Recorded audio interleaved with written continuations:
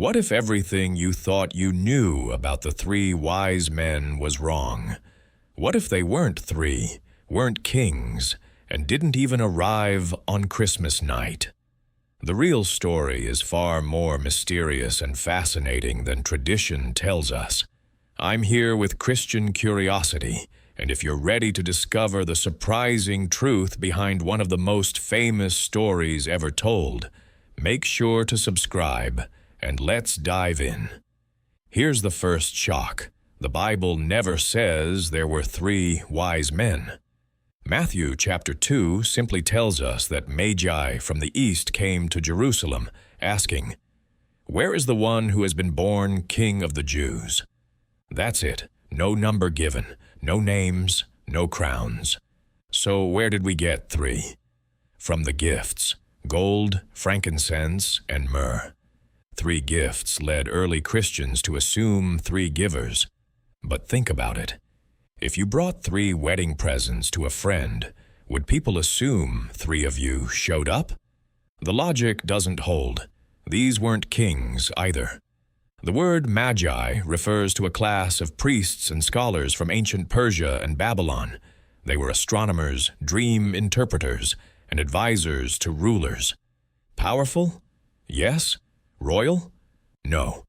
The idea of them being kings came centuries later when Christians connected them to Old Testament prophecies about kings bringing gifts to the Messiah. But here's where it gets really interesting. These Magi didn't follow just any star. They followed what they called his star. This suggests they had specific knowledge about Jewish prophecies. How? Many scholars believe these were descendants of the Jewish exiles who remained in Babylon after the captivity.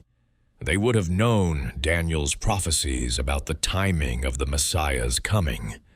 Picture this: learned men poring over ancient scrolls in distant Babylon, calculating celestial movements, waiting for the sign their ancestors had whispered about for generations. When that star appeared, they knew exactly what it meant.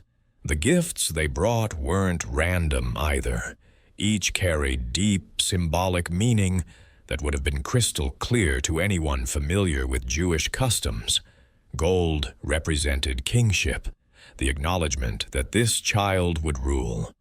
Frankincense was used exclusively in temple worship, recognizing Jesus as deity worthy of worship.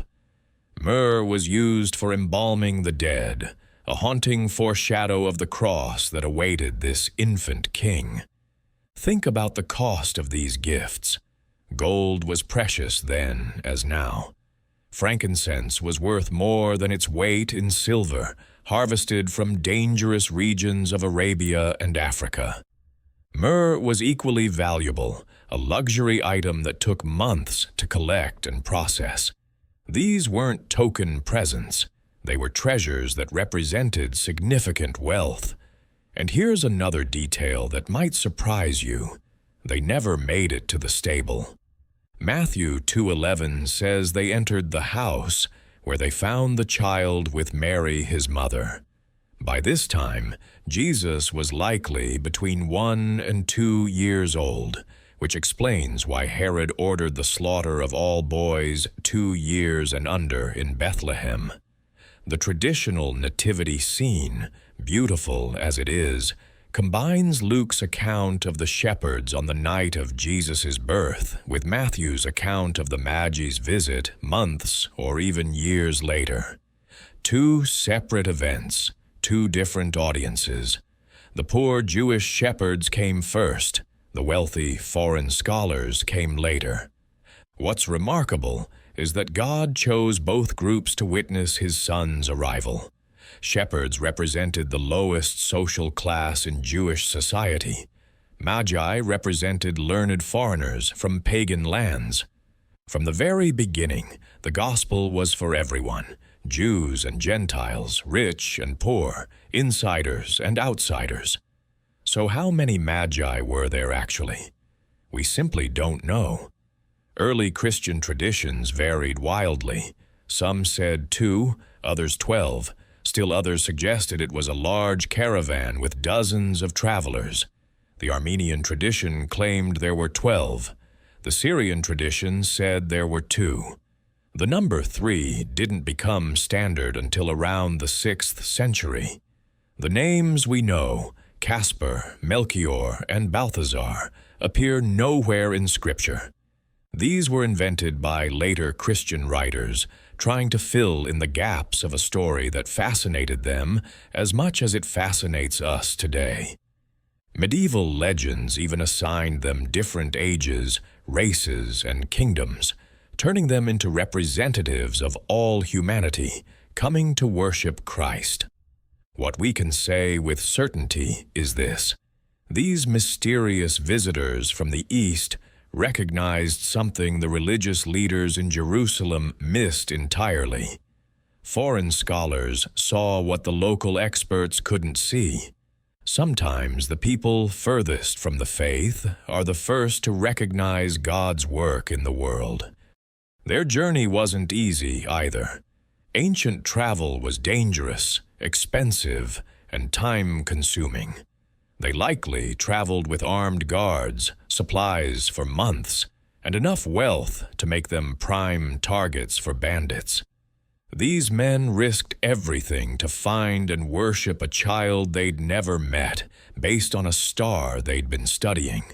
That's not casual curiosity, that's life-changing conviction. The most powerful part of their story isn't the gifts they brought, but the worship they offered.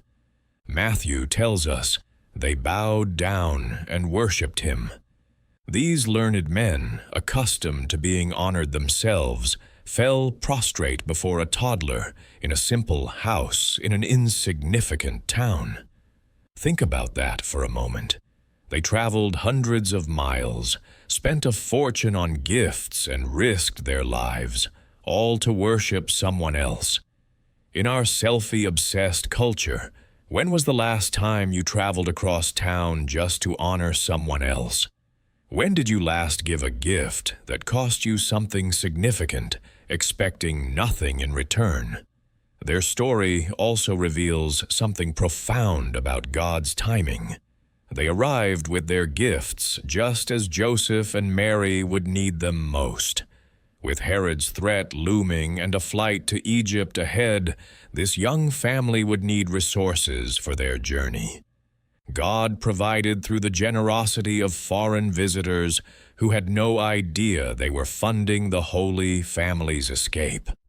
The wise men's story reminds us that seeking God often requires leaving familiar territory.